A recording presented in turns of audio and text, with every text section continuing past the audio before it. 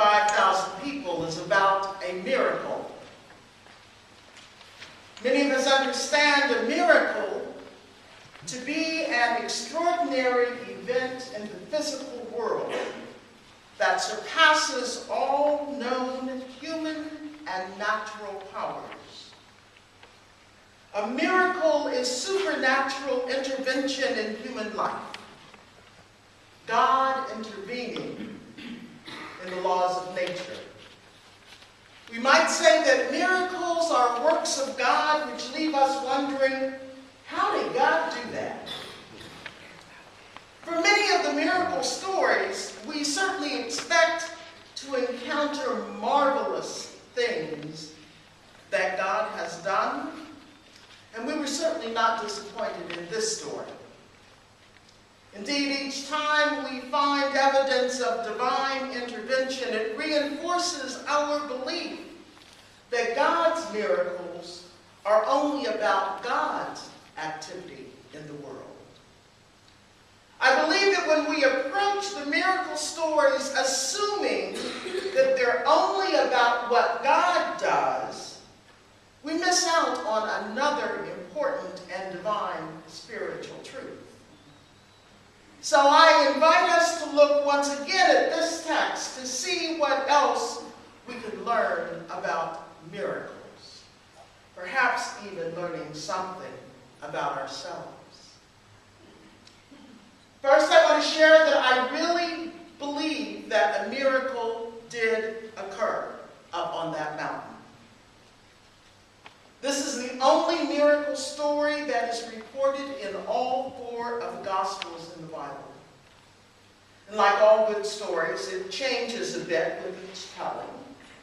Sometimes there are 5,000 people who were fed, sometimes 4,000 people, and no one remembered to count the women and children.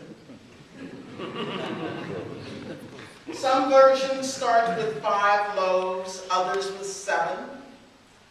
However, the central theme of the story remains the same.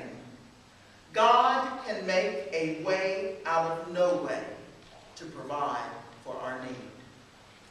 In this particular story, I've identified 3 things that happened that day to make a way out of no way for that miracle to happen.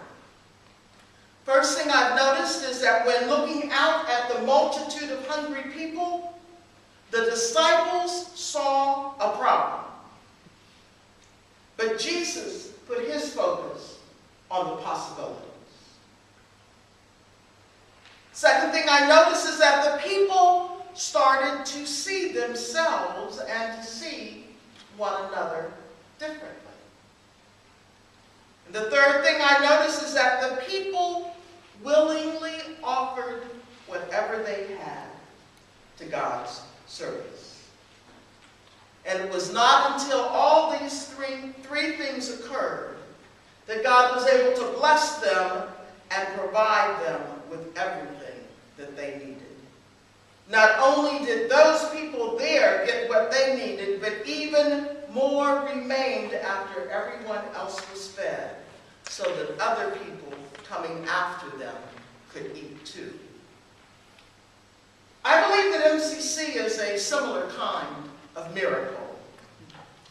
43 years ago this month, 12 people made their way across the city of Los Angeles to the tree-lined suburb of Huntington Park to take part in the very first MCC worship service, held in the living room of Reverend Troy Perry, a charismatic, gay Pentecostal preacher who had seen the possibility of God's unconditional love for him.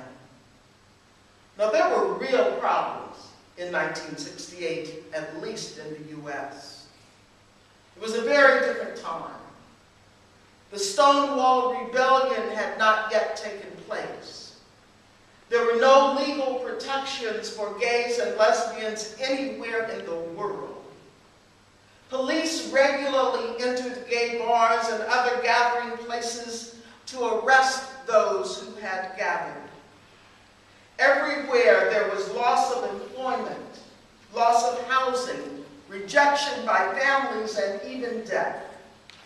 National and international gay rights organizations did not yet exist.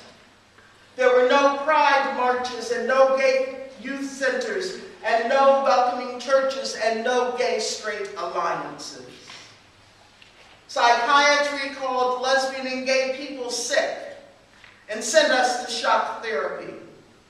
Churches called us sinful and condemned us to hell. It wasn't an easy time to be gay or lesbian or bisexual or transgender. Neither was it an easy time for those who loved and affirmed us. Yet in the midst of this reality, a defrocked Pentecostal preacher dared to see the possibility that God had created and loved us all just as we are. Putting that belief into action, he dared to invite the public into his living room to worship God at the very first service of Metropolitan Community Church on that October morning in '68. 12 people bravely made their way across the city to that small bungalow. 12 gay, transgender, and straight people worshiped God openly and authentically, just as God had created them. And by the time of the final amen, MCC had been born. And like a healthy newborn, MCC grew. The 12 worshipers quickly turned into 20, and then 50, and they passed the 100 mark, and the 200 mark, and the 500 mark. Within 2 years, over 1,000 people were worshiping each week at MCC Los Angeles. People in other cities were asking how they could start their own MCC congregations in the U.S., in Canada, in Australia, in Europe too. Today, 43 years later, MCC has grown into a worldwide denomination with churches and ministries touching the hearts and transforming the lives of people in more than 40 nations. The only continent that doesn't yet have MCC presence is Antarctica, and I'm working on those purple penguins. So MCC is a miracle. In spite of the problems of that time, Troy saw and acted upon the possibility. The people who responded to the call of MCC began to see themselves differently and to see one another differently too. And everyone who was involved willingly offered whatever they had to God's service. It was a miracle. In God's hands, MCC has been blessed and multiplied to provide even us with a safe and affirming spiritual home with enough left over so that we can feed others who have a physical and spiritual hunger for food and for justice. Those who thirst for righteousness and yearn to live an affirmed and meaningful life. I believe that God is still in the business of making miracles, and that God is waiting on us to work a new miracle through MCC, especially right here in Europe. Right now, MCC globally and in Europe is at a crossroads. According to our moderator, Reverend Dr. Nancy Wilson, today we're engaging the vital question of what structures and systems will best support MCC's growing and emerging international ministries for the coming decades. Along with what is happening within the International Task Force, all parts of MCC are asking ourselves, how can our current leaders be effectively supported today? How can our future leaders, both clergy and laity, be effectively trained, equipped, and empowered to lead us into tomorrow? What is needed, and from whom, in order for our churches to be strong enough and vibrant enough to be able to touch the hearts and transform the lives of a growing number of people? How can our churches be culturally relevant in each nation, not only for those who are lesbian, gay, bisexual, and transgendered, but for heterosexual people too? Not only for those who are middle-aged and senior adults, but for adults under 30 and for our children. Not only for those who live, look, and sound like us, but for people of all colors, physical conditions, and gender identities who are speaking with their own languages, honoring their own cultures, and holding diverse beliefs. Not only for those who are religious, but for those who are spiritual too. Not only for those who come to us with unhealed wounds, but also for those who come yearning to be in a faith community with people who are spiritually mature, psychologically whole, and actively engaged in meeting the needs of others outside of its own walls. And how can we do all this in light of the devastating impact that the global economic situation is having on us all? It will surely take a miracle for us to get to the answers to these kinds of questions. Yet I am absolutely convinced that we can get to them if we're willing to go there. Here's what I believe that the next MCC miracle will require of you, of me, of each of our own local congregations, and of all parts of our global movement. It will require us to stop focusing as much on the problems with how things are, so that we can begin to see and live into the possibilities for how things can be. I can certainly agree with many of you here that some things went wrong in the past in your relationships with one another here in Europe, as well as in the relationship between MCC in Europe and the denomination. Some of these things might even still be wrong. Mistakes were made.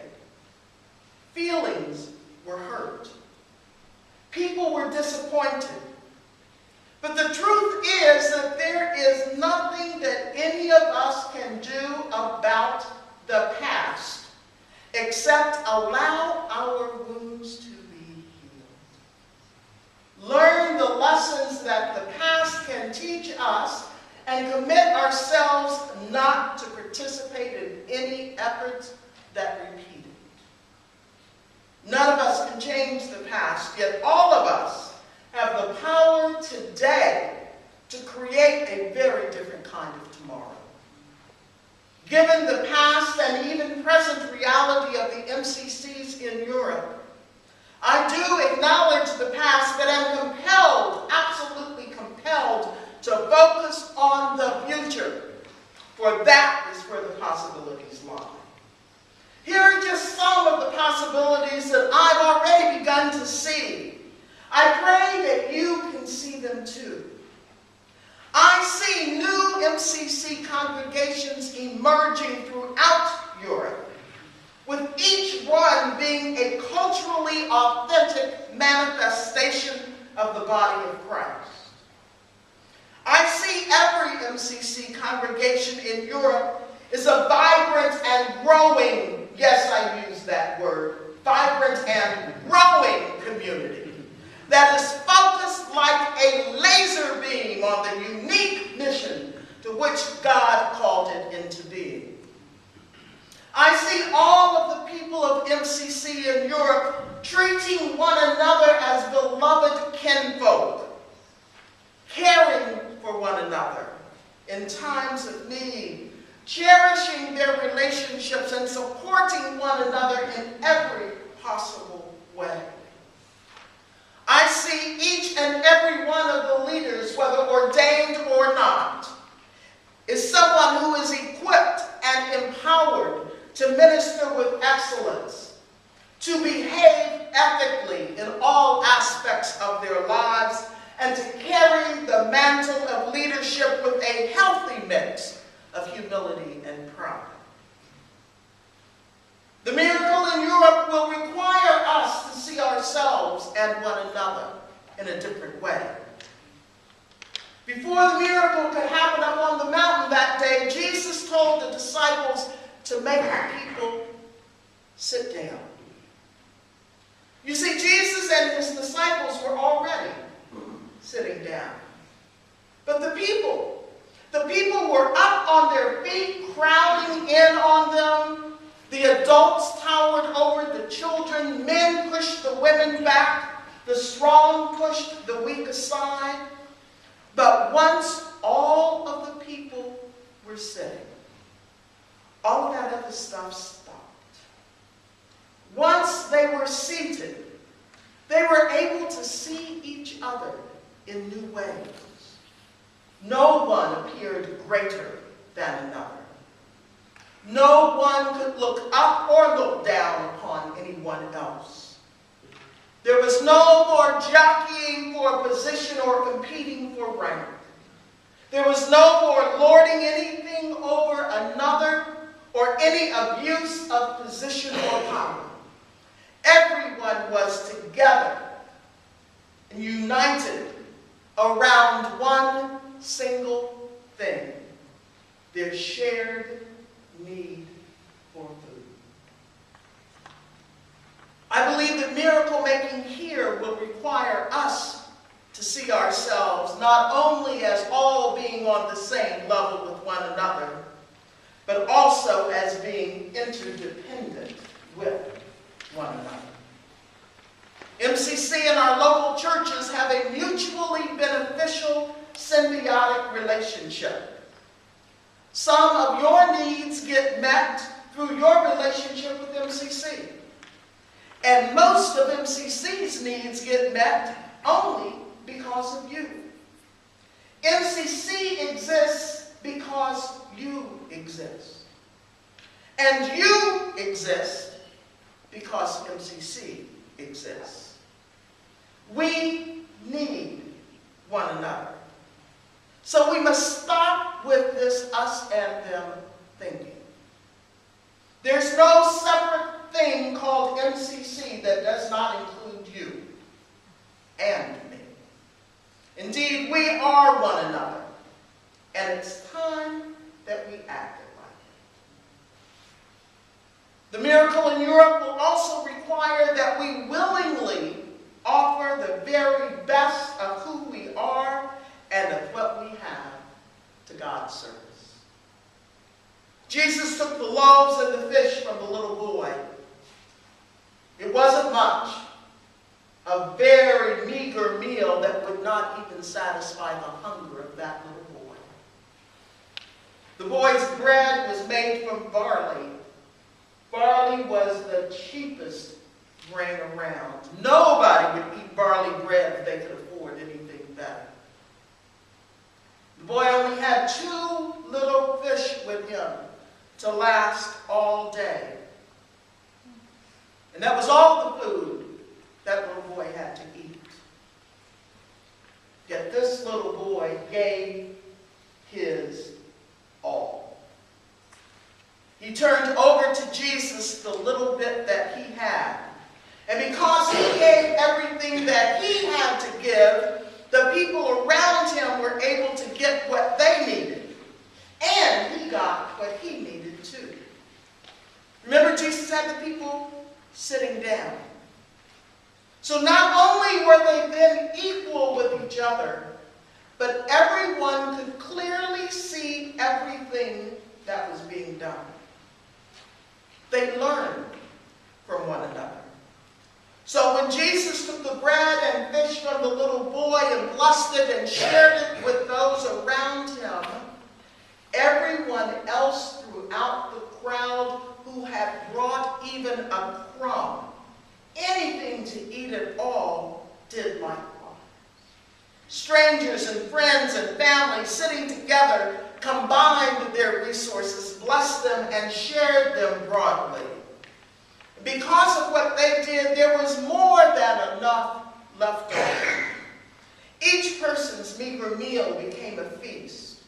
The people put what they had in one basket, divided it for sharing, and because of this, everyone was satisfied.